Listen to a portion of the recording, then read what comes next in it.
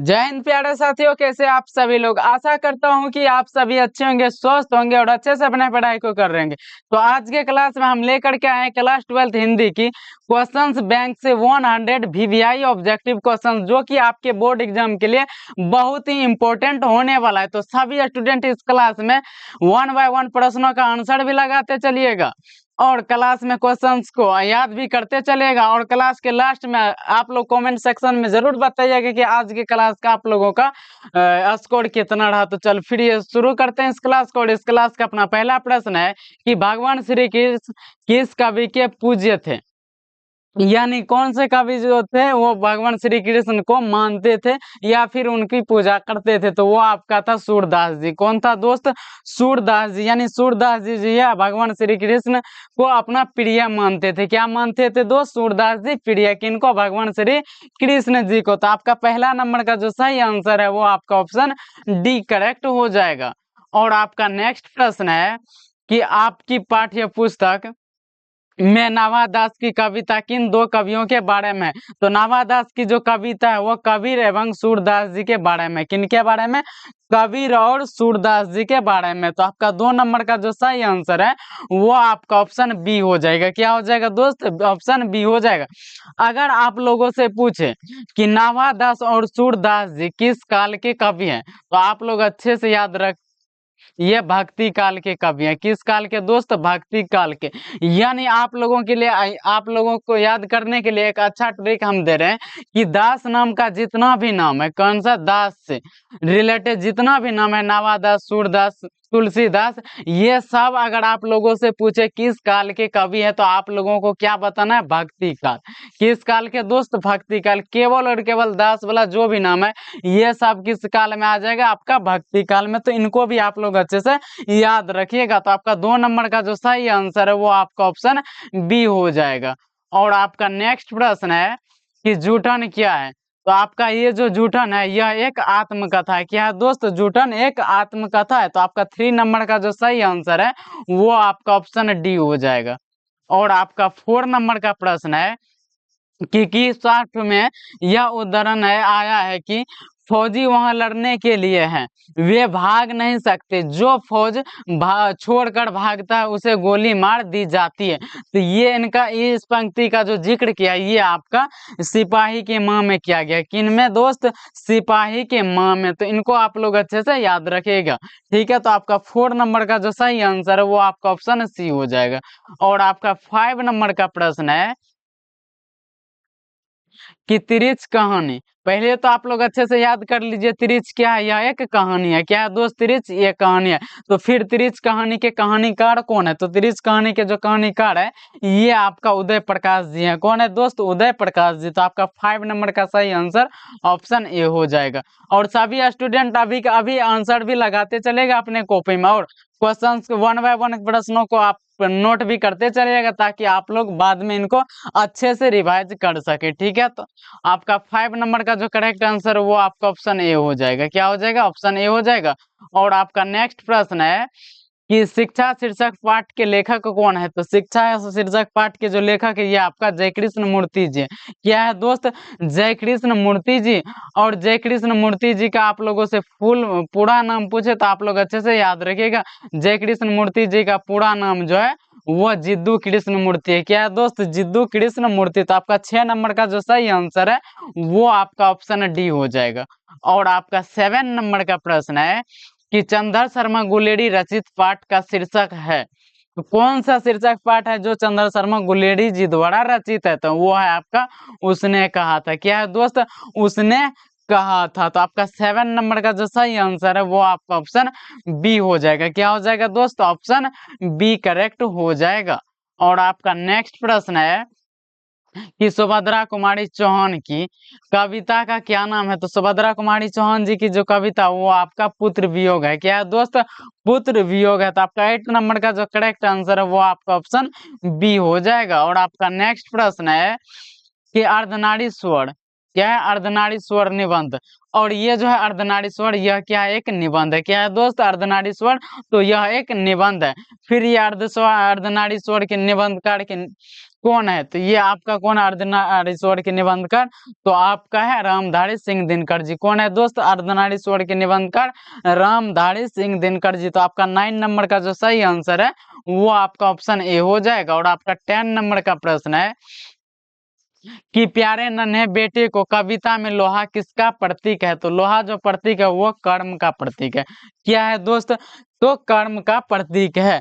यानी ऐसा बताया है कि अभी प्यारे नन्हे बेटे में जितने भी इंसान इस धरती पर काम करता है उसमें काम जो करता है काम में सबसे अधिक जो जरूरत वाली वस्तु होती है वो लोहा का प्रयोग होता है। किनका प्रयोग होता है दोस्त?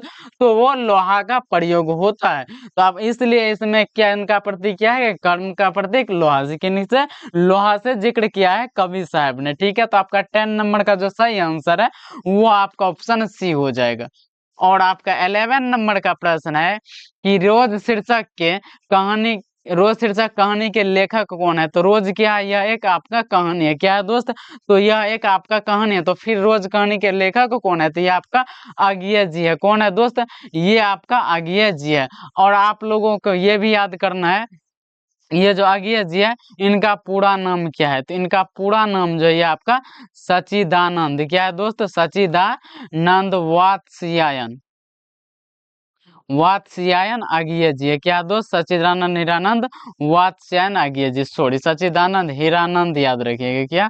हीरानंद वात्स्यायन आगिया जी है। ठीक है, तो इनका नाम लंबा है लेकिन आपके बोर्ड एग्जाम में क्या है पूरा नाम भी पूछते हैं, तो इनको भी आप लोगों को अच्छे से याद रखना है। ठीक है, तो आपका 11 नंबर का जो करेक्ट आंसर है वो आपका ऑप्शन बी हो जाएगा। और आपका 12 नंबर का प्रश्न है कि गांव का घर कविता के रचयिता कौन है? या गांव के घर जो कविता है यह किनके द्वारा रचित है? तो ये जो गांव का घर कविता है ये आपका ज्ञानेंद्र पति का। किनका है दोस्त? ज्ञानेंद्र पति जी का। तो आपका 12 नंबर का करेक्ट आंसर ऑप्शन बी हो जाएगा। क्या हो जाएगा?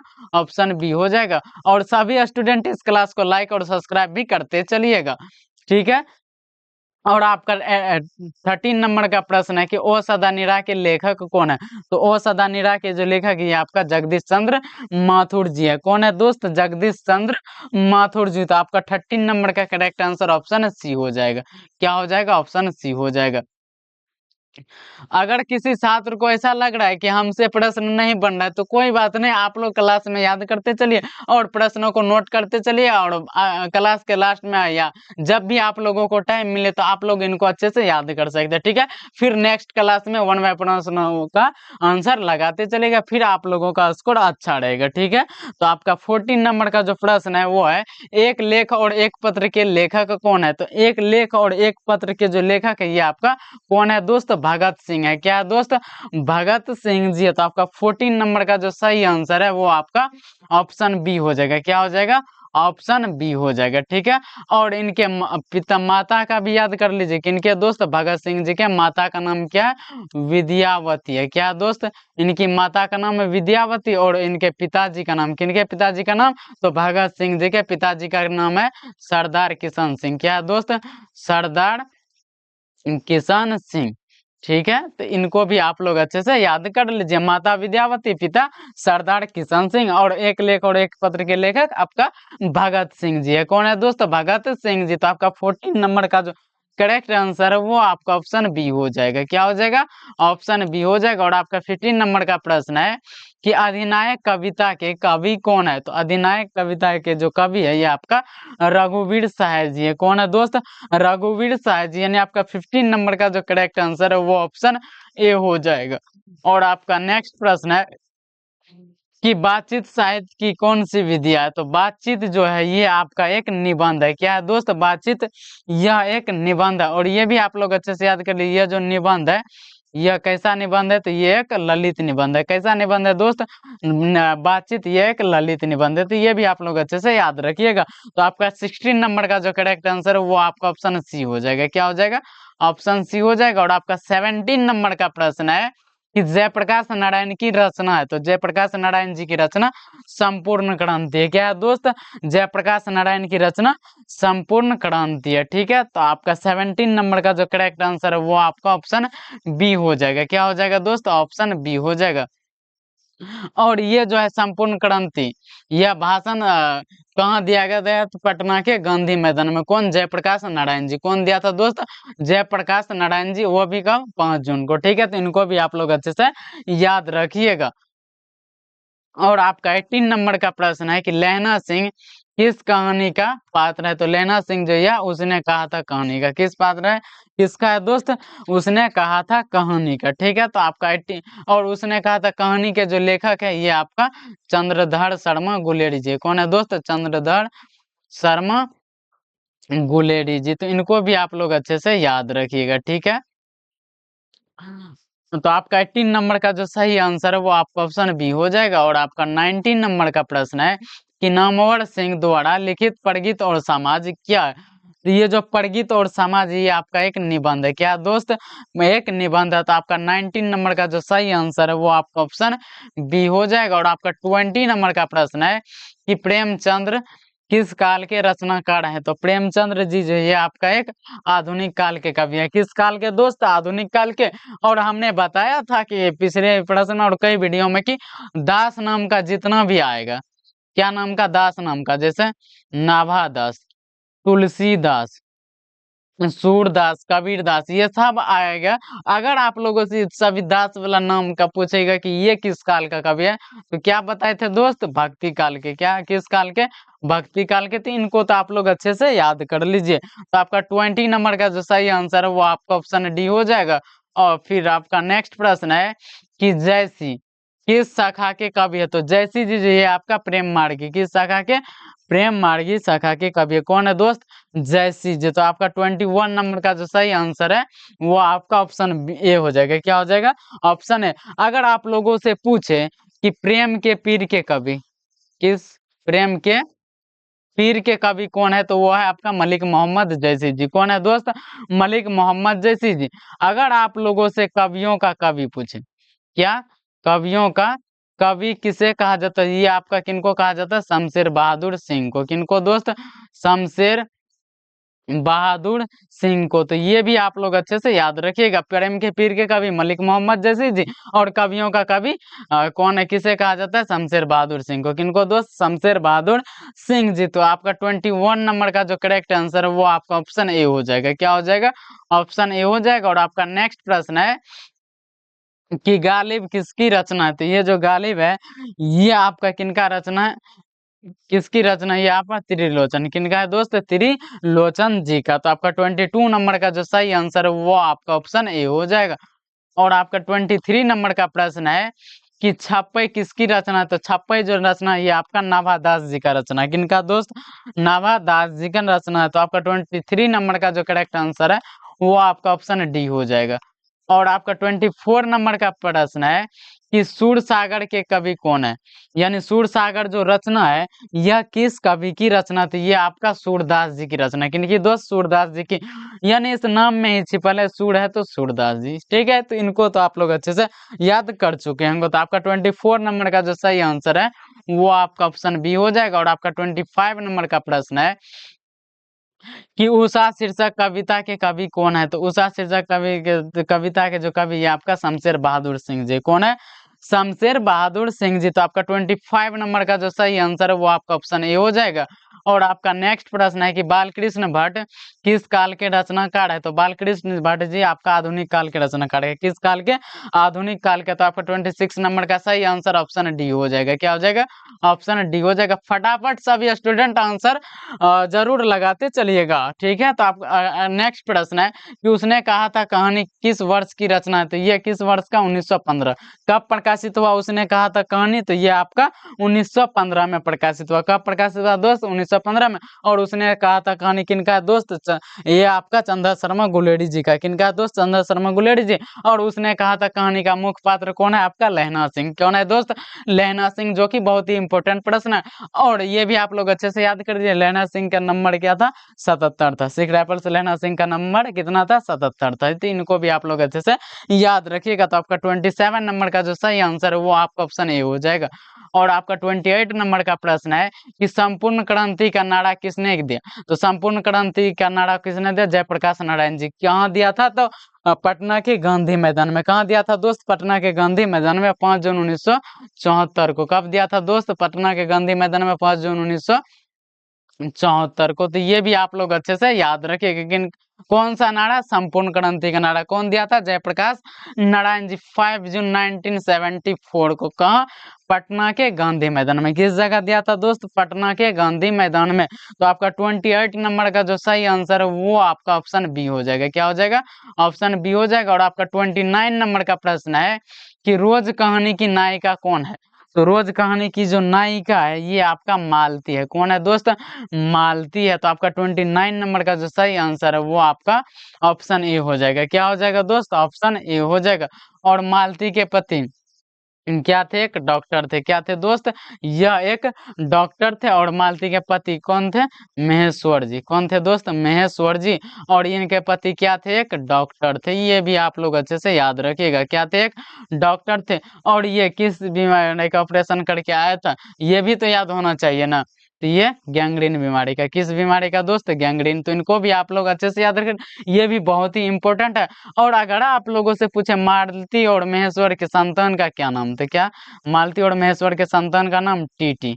क्या याद रखिएगा दोस्त? टीटी। ये सब जितना अभी बताए हम, ये सभी के सभी आपके बोर्ड एग्जाम के लिए बहुत ही इंपॉर्टेंट प्रश्न बनने वाला है। तो इनको आप लोग अच्छे से नोट के साथ साथ आप लोग अच्छे से याद भी कर लीजिएगा। तो आपका 29 नंबर का जो सही आंसर है वो आपका ऑप्शन ए हो जाएगा। क्या हो जाएगा?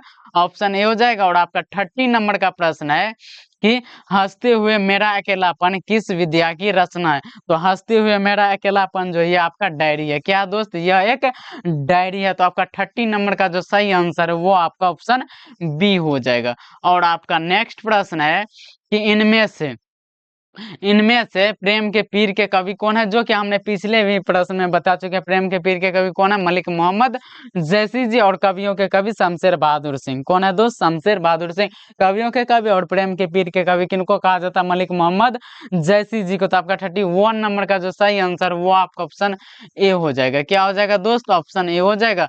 और आपका नेक्स्ट प्रश्न है कि सूरदास किस भाषा के कवि है? तो सूरदास जी ये आपका ब्रज भाषा के कवि। किस भाषा के दोस्त? तो ब्रज भाषा के। कौन? सूरदास जी। तो आपका 32 नंबर का जो सही आंसर वो आपका ऑप्शन सी हो जाएगा। और आपका 33 नंबर का प्रश्न है कि तुलसीदास के बचपन का क्या नाम था? तो तुलसीदास जी का बचपन का नाम राम बोला था। क्या था दोस्त? राम बोला। तो आपका 33 नंबर का जो सही आंसर है वो आपका ऑप्शन ए हो जाएगा। क्या हो जाएगा दोस्त? ऑप्शन ए हो जाएगा। और अगर आप लोगों से पूछे तुलसीदास जी के माता का नाम, किनका दोस्त? तुलसीदास जी का माता का नाम। तो ये भी बहुत ही इंपॉर्टेंट, इनको भी आप लोग अच्छे से याद कर लीजिए। क्या था? हुलसी था। तुलसीदास जी के माता का नाम हुलसी। ठीक है, तो इनको भी आप लोग अच्छे से याद रखिएगा। तो आपका 33 नंबर का सही आंसर ऑप्शन ये हो जाएगा। और आपका नेक्स्ट प्रश्न है कि नाभादास के दीक्षा गुरु कौन थे? तो नाभादास जी के जो दीक्षा गुरु है ये आपका स्वामी अग्रदास है। कौन है दोस्त? स्वामी अग्रदास। तो आपका 34 नंबर का सही आंसर ऑप्शन बी हो जाएगा। और आपका 35 नंबर का प्रश्न है कि भूषण को कवि भूषण को भूषण की उपाधि किसने दी? तो ये जो भूषण की उपाधि दी कवि भूषण जी को, ये दिया आपका राजा रुद्र शाह। कौन दिया दोस्त? राजा रुद्र शाह। तो आपका 35 नंबर का सही आंसर ऑप्शन सी हो जाएगा। क्या हो जाएगा? ऑप्शन सी हो जाएगा। और आपका 36 नंबर का प्रश्न है कि तुमुल कोलाहल कला में किसकी रचना है? तो तुमुल कोलाहल कला में जो ये रचना ये आपका जयशंकर प्रसाद जी की रचना है। किनकी है दोस्त? जयशंकर प्रसाद जी की। तो आपका 36 नंबर का सही आंसर ऑप्शन बी हो जाएगा। क्या हो जाएगा दोस्त? ऑप्शन बी हो जाएगा। और आपका 37 नंबर का प्रश्न है कि दूसरा सप्तक का प्रकाशन वर्ष है। दूसरा सप्तक का प्रकाशित हुआ, यह आपका 1951 में। कब? 1951 में पब्लिश हुआ। ठीक है, तो आपका 37 नंबर का सही आंसर ऑप्शन बी हो जाएगा। क्या हो जाएगा दोस्त? ऑप्शन बी हो जाएगा। और आपका 38 नंबर का प्रश्न है कि मुक्ति बोध का जन्म स्थल है। तो मुक्ति बोध जी का जन्म स्थल जो है ये आपका सियापुर। क्या है दोस्त? सियापुर मध्य प्रदेश। किस जगह? सियापुर मध्य प्रदेश में है। तो इनको आप लोग अच्छे से याद रखिएगा। तो आपका 38 नंबर का सही आंसर ऑप्शन डी हो जाएगा। और आपका 39 नंबर का प्रश्न है कि अधिनायक कवि अधिनायक किस कवि की रचना है? तो ये जो अधिनायक है ये आपका रघुवीर साय जी की रचना, किनकी दोस्त? रघुवीर साय जी के। तो आपका 39 नंबर का जो सही आंसर है वो आपका ऑप्शन बी हो जाएगा। क्या हो जाएगा? ऑप्शन बी हो जाएगा।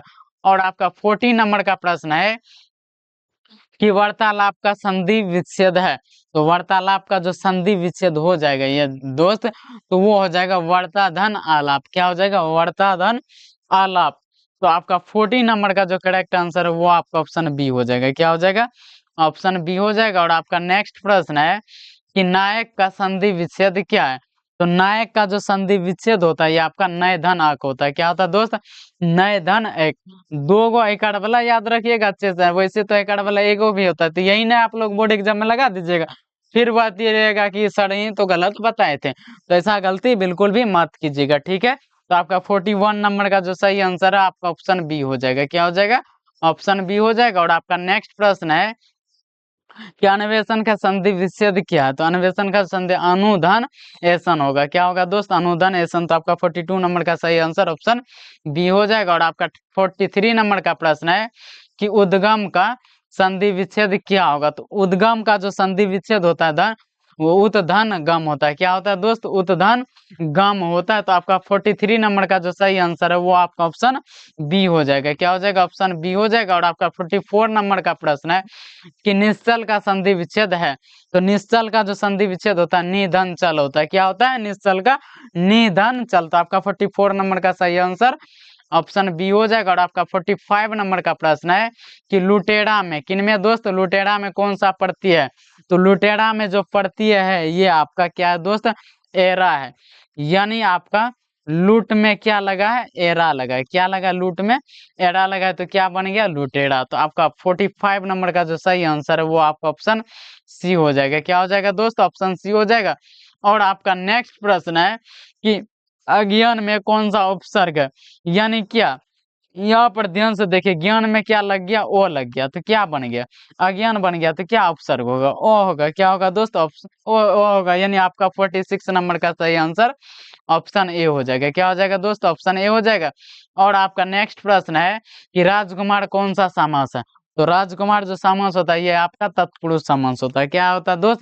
तत्पुरुष। राजकुमार, राजकन्या, ये सब जो भी होता है ये सब आपका क्या हो जाएगा? तत्पुरुष समास। कौन सा समास? तत्पुरुष समास। और ये जो समास या फिर कह दे व्याकरण वाला जो भी है क्वेश्चन, आपको कहीं भी दिक्कत नहीं होगा, क्योंकि हम व्याकरण को बिल्कुल बेसिक से आने वाले क्लास में आप लोगों को पढ़ाएंगे। आप लोग उस क्लास को जरूर देखिएगा। आप लोगों के लिए हम कह सकते हैं कि ऐसा एक भी प्रश्न नहीं है कि जो कि आप लोगों के व्याकरण से आने के बाद एक भी प्रश्न व्याकरण का गलत हो जाए, ऐसा हो नहीं सकता। अगर हम मेरे क्लास सभी पढ़ा ये जो व्याकरण का क्लास है अगर आप लोग अच्छे से कर गए लेंगे, ठीक है। तो आपका 47 नंबर का जो सही आंसर है वो आपका ऑप्शन बी हो जाएगा। क्या हो जाएगा दोस्त? ऑप्शन बी हो जाएगा। और आपका 48 नंबर का प्रश्न है कि दाल रोटी कौन सा समास है? दाल रोटी। एक बात तो आप लोग अच्छे से याद कर लीजिए, जब भी ये पेयर में आए, किस में आए दोस्त? पेयर में वर्ड आए, यानी युग में आए, जोड़ा में। किस में? जोड़ा में कह सकते हैं, जोड़ा या फिर युग्म, तो आप लोग समझ ही रहेंगे। और जब भी ये जोड़ा में शब्द आएगा, अक्सर आप लोग ध्यान देना, लगभग केस में आप लोगों के अपोजिट वर्ड आते हैं। क्या आते हैं? अपोजिट, यानी कि विपरीत शब्द आते हैं एक दूसरे के, ठीक है। इनको भी आप लोग ध्यान से ध्यान में रखिएगा। और जब भी आप लोगों को पेयर में वर्ड मिले, किन में दोस्त? पेयर में, और उनके बारे में पूछे कि ये कौन सा समास है, तो हमेशा कौन सा समास लगाना दोस्त? द्वंद्व समास लगाना। कौन सा समास? द्वंद्व समास। दुनिया का ऐसा सभी समास जिनमें कि दो वर्ड का प्रयोग हो। कितने वर्ड का? दो वर्ड का। तो वो कौन सा समास कहलाएगा दोस्त? वो आपका द्वंद्व समास कहलाता है। कौन? जब भी पेड़ में है दो वर्ड, तो वो कौन सा समास कहलाता है? द्वंद्व समास कहलाता है। तो आपका 48 नंबर का जो सही आंसर है वो आपका ऑप्शन सी हो जाएगा। क्या हो जाएगा? Option C. और एक प्रश्न बहुत इंपॉर्टेंट है, यहाँ पर देख लीजिए आप लोग ध्यान से।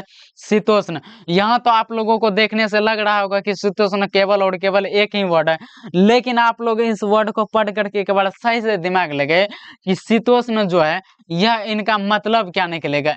शीतोष्ण यानी शीत, क्या निकलेगा? शीत धन उष्ण। क्या निकलेगा दोस्त? शीत धन उष्ण। शीत मतलब ठंड, क्या होता है ठंड, और उस मतलब गर्मी। तो ये दो वर्ड से मिल करके बना है या नहीं बना है? तो इनको भी आप लोग अच्छे से दिमाग ले, ऐसे नहीं कि आप लोगों को पेड़ में अलग अलग दे दे बच्चा के जैसे, आप लोग समझ जाएगा बंकी ऐसे दे दो तो आप लोग बुद्धू के जैसे गलत टिक लगा। ऐसा भी गलती आप लोगों को बिल्कुल भी मत करना। पहले एक बार अच्छे से पढ़ लेना और समझ लेना, फिर उनके बाद टिक लगाना, ठीक है? तो आप लोग अच्छे से समझ चुके होंगे। तो आपका 48 नंबर का जो सही आंसर है वो आपका ऑप्शन सी हो जाएगा। क्या हो जाएगा दोस्त? ऑप्शन सी सही हो जाएगा। और आपका 49 नंबर का प्रश्न है कि घनश्याम कौन सा समास है? क्या है दोस्त? घनश्याम कौन सा समास है? तो घनश्याम आपका कर्मधारय समास है। कौन सा समास है दोस्त? कर्मधारय समास। तो आपका 49 नंबर का जो सही आंसर है वो आपका ऑप्शन ए हो जाएगा। क्या हो जाएगा? ऑप्शन ए हो जाएगा। और आपका 50 नंबर का प्रश्न है कि चौराहा कौन सा समास है? क्या है दोस्त? चौराहा कौन सा समास है? जब भी किसी समास के शुरू वाला पद, कौन सा पद दोस्त? शुरू वाला पद आप लोगों का संख्यावाचक दिखे, कौन सा दिखे? संख्यावाचक। तो आप लोगों को कौन सा टिक लगाना? ऑप्शन हमेशा द्विगु समास। कौन सा समास दोस्त? द्विगु समास। जैसे पंचमुखी, पंचवट, चौराहा, ठीक है, त्रिभुज, ये सब जितना नौअन्नी, दुअन्नी, चौअन्नी, फलना चिलना जो भी है, ये आप लोगों का कौन सा समास हो जाएगा? द्विगु समास। कौन सा समास? द्विगु समास हो जाएगा। तो आपका 50 नंबर का जो करेक्ट आंसर वो आपका ऑप्शन ए हो जाएगा। क्या हो जाएगा दोस्त? ऑप्शन ए हो जाएगा। तो हमने आज के क्लास में आप लोगों को बताए होंगे कि आज के क्लास में हम लोग 100 क्वेश्चनों को कवर करने वाले, लेकिन हम आज यहीं तक 50 तक रहने देते हैं, और 51 से लेकर के 100 तक का जो प्रश्न है इनको हम अगले क्लास में आप लोगों को पढ़ाएंगे, ठीक?